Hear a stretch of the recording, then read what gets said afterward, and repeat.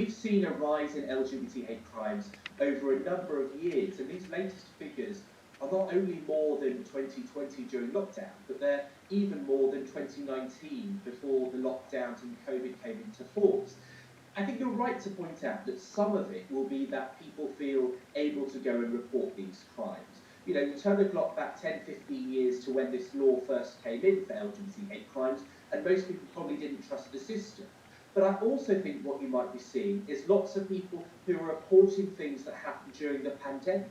We know that many young LGBT people were forced to go back and live with family members who were abusive, who were homophobic and transphobic, but also people have been locked up in their communities, maybe with neighbours that are like that. And so that's been a real concern. What I hope that from seeing these figures is that people realise that gay and bisexual and transgender people still face this kind of abuse all the time. You know, even though these figures are shocking, and even though some of it will be an uplift in reporting because people feel safer to report, it's still a fraction of the reality.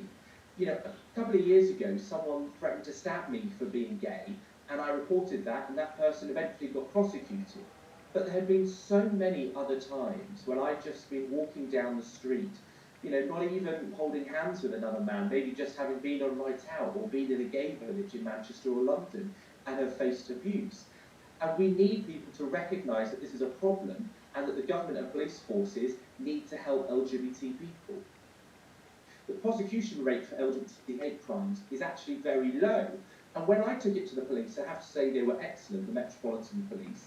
However, they did say that the Crown Prosecution Service often drops the LGBT hate crime part uh, of attempted convictions because it makes it harder to get a conviction of any type, in this case for threatening to stab me.